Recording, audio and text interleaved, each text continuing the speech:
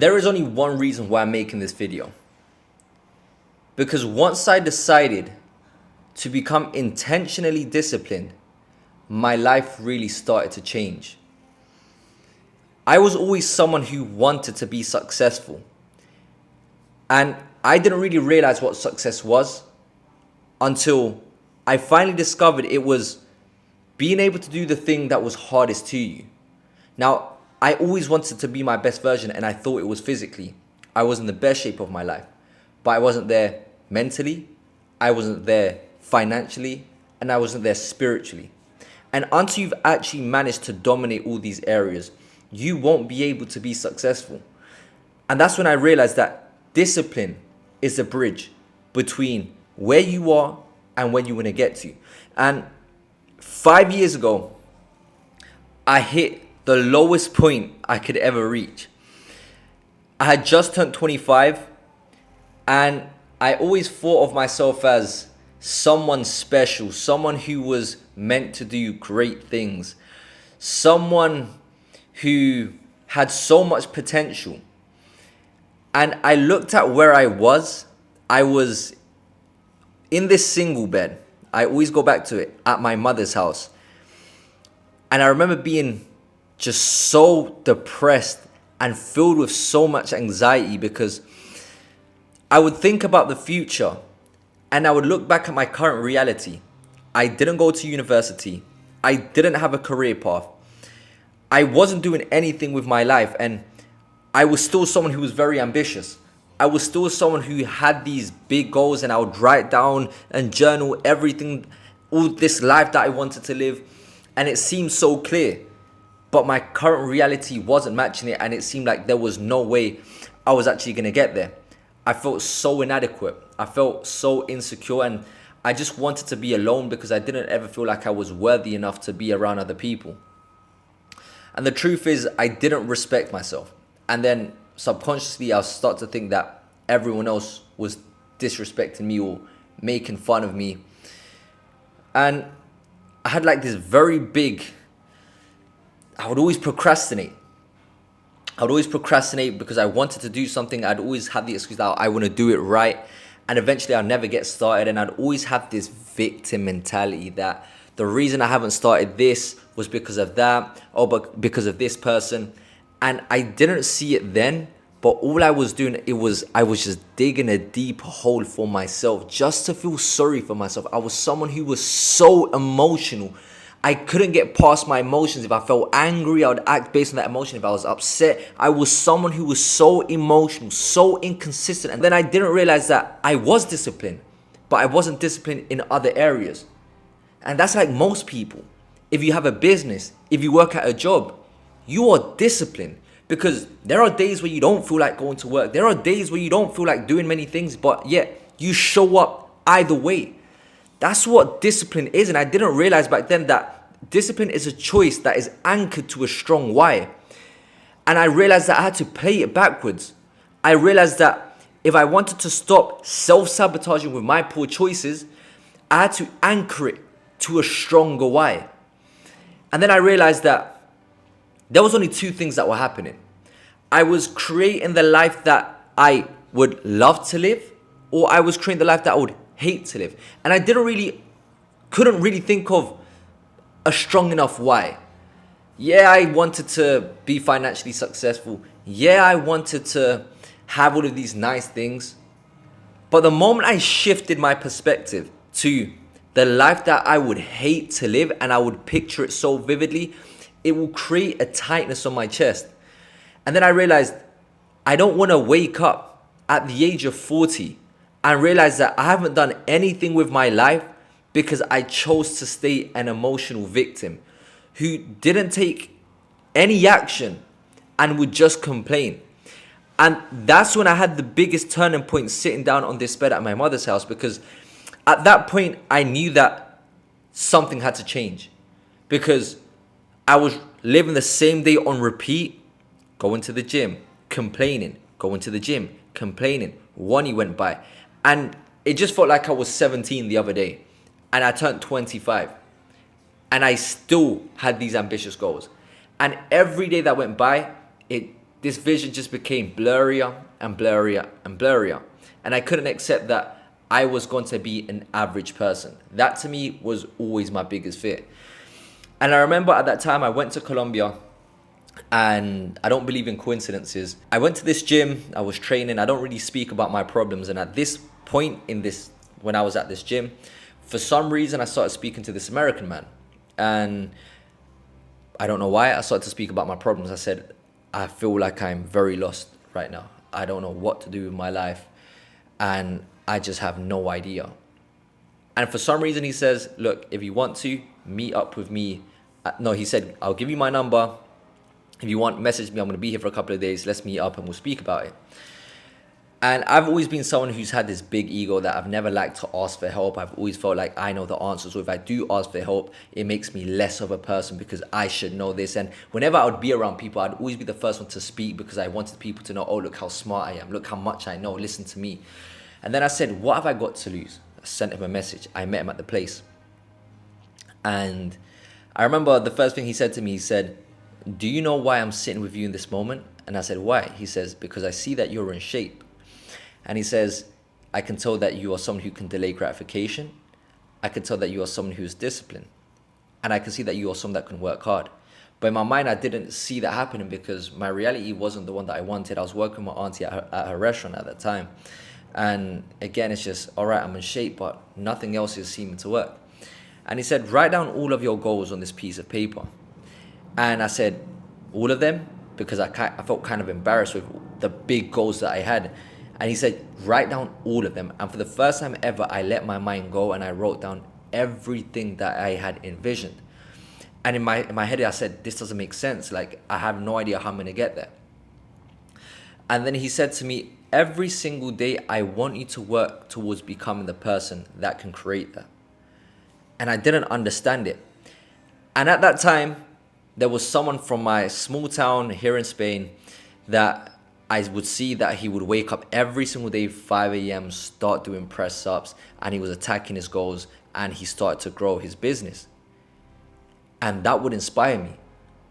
And without him even realizing, well, I followed along. I was waking up at 5 a.m., I was doing my press-ups, I was just following his rhythm. And then I said, I'm going to drop my ego. I'm going to message him. I messaged him, I met up with him, and he became my first ever mentor. And I didn't ever want to accept that someone younger than me was a lot more disciplined and successful than me. So I dropped my ego. And that's when I realized that the knowledge wasn't the problem.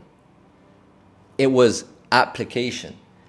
And the knowledge ended up being the problem because we have things like ChatGPT where we have access to so much information, and knowledge isn't power.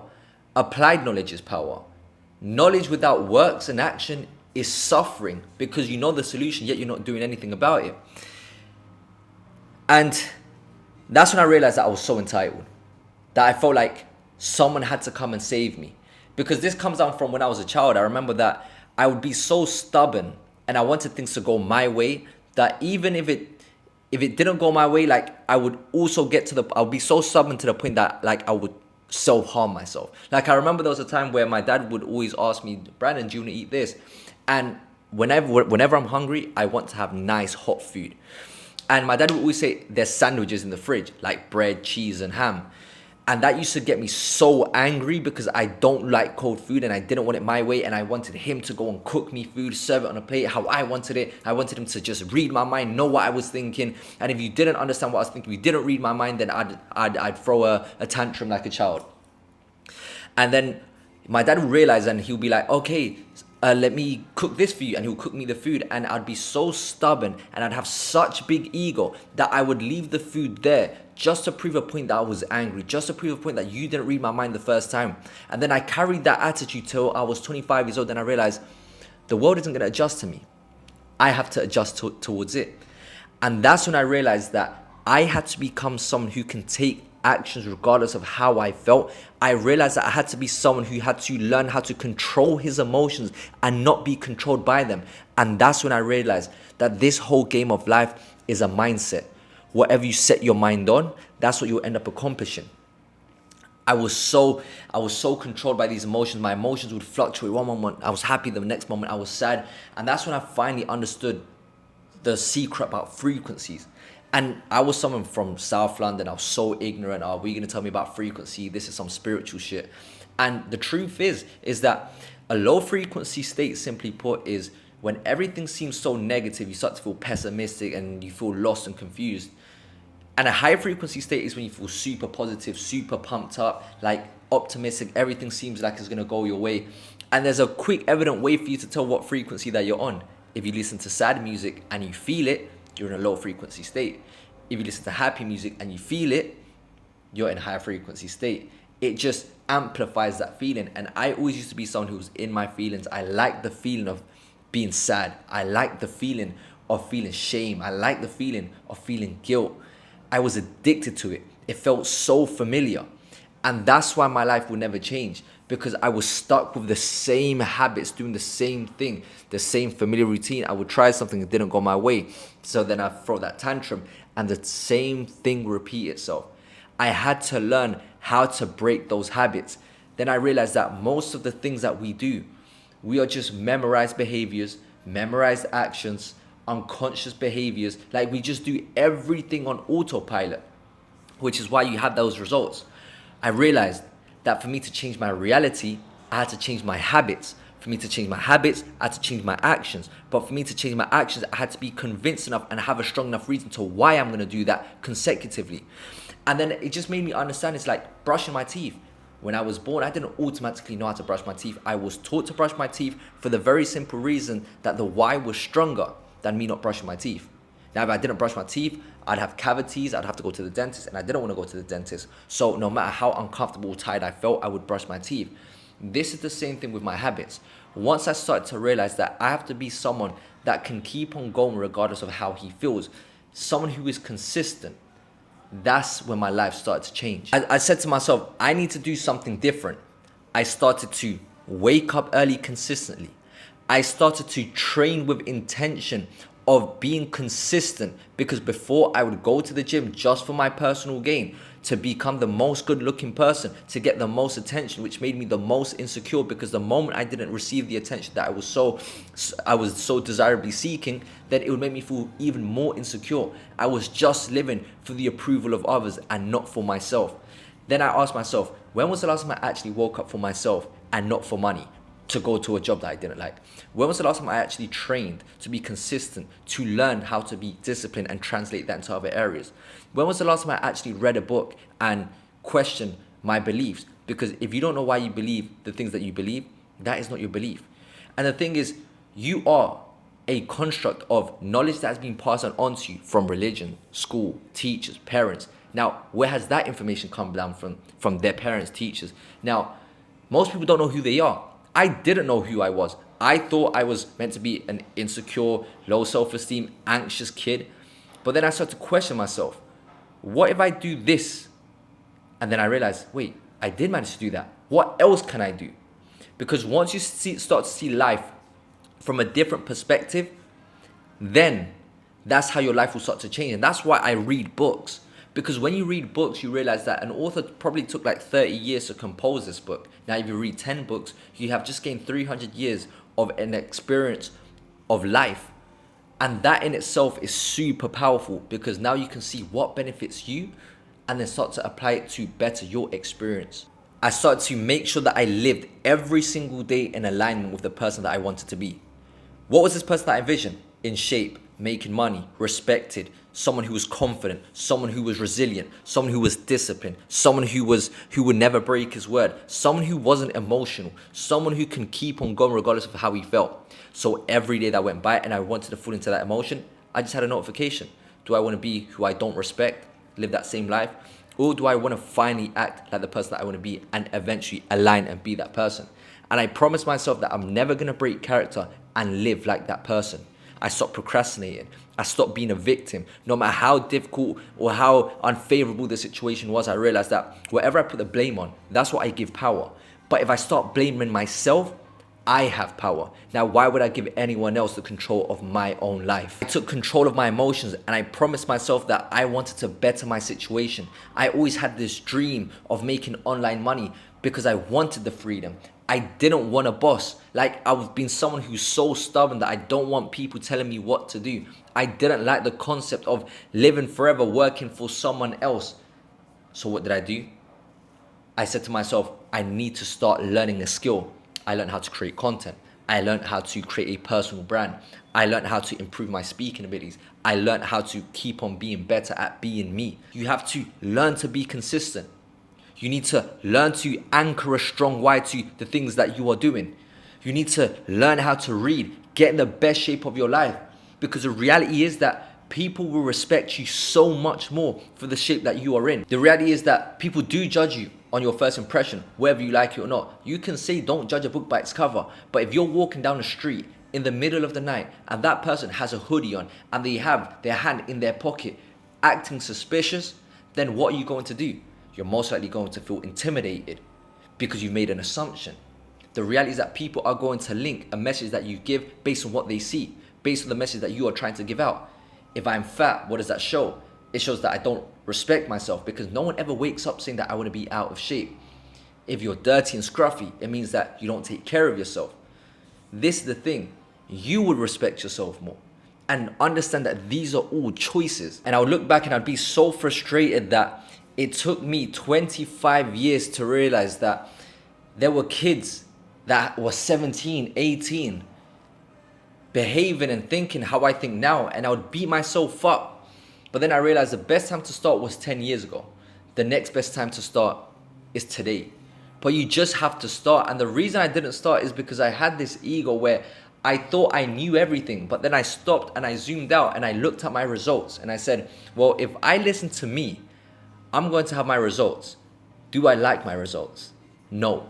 So what did I do? I had to go out and listen to people who had my results and then just go all in on what they were telling me. I would spend countless hours trying to get more information, trying to do things my own way, but information wasn't the issue. Implementation was. I paid for my mentor because he held me accountable. I wanted to know what he was thinking, how he was doing what he was doing, and I got as close as possible to that person because I wanted to gain his respect. And the moment I gained his respect, I gained my own respect because I wanted to be like that person. Truth is, I just wish I could have committed earlier. I wish I could have just been this disciplined in all areas of my life, being the best financially, physically, mentally, spiritually, be the best human. And it's very simple. Very, very simple. You just have to change your habits. You have to first apply it. Convince yourself why you're doing what you're doing by remembering the life that you'd hate to live. Just become consistent. Just become a master at what you do. And then it will transcend. So to improve yourself physically, you have to make sure you eat right. You train right. To improve yourself financially, you need to make sure you're learning new skills. To improve yourself mentally, you have to make sure that you are someone who's disciplined, consistent, and someone who lives in congruency with their conscience and make sure that you don't live with any regret. And to do all of that, you have to be disciplined. Discipline is a muscle that you train, which is why when you get into the best shape that you possibly can, then you have a point of reference. And every day that you feel like you want to slack off, you go back to that point of reference and realize this is exactly what I need. This is the point that I normally break. This is where I sell myself short. You can't have a cheap buyout price. And most people's buyout prices are, oh, I feel sad. I feel upset. That was my buyout price. I was such an emotional little boy. Then I realized that to turn into a man, you have to be someone who stands on their values, no matter how uncomfortable it seems. Children do what they feel like doing. Adults do what they're meant to do. You have to start being responsible for your own life. No one's coming to save you. I stand so firm in everything that I say because I believe it, because I live it, because I know the impact that this can make in your life. I used to be so focused on, I want the best business, but I wasn't the person who could create that business. I wanted the best partner, but I wasn't the man to have that partner. The thing is, everything that you want You have to be the right person that can go ahead and actually get it. That's why everyone is so focused on the how do you do this? But it's not how do you do this, it's who does this. So you have to be someone that you respect, someone who's resilient. You have to conquer self, if not you will be conquered by self. For you to be the best businessman, the best partner, the best friend, you have to be the best you. If not, you're going to be a very poor version of all of them. If you want to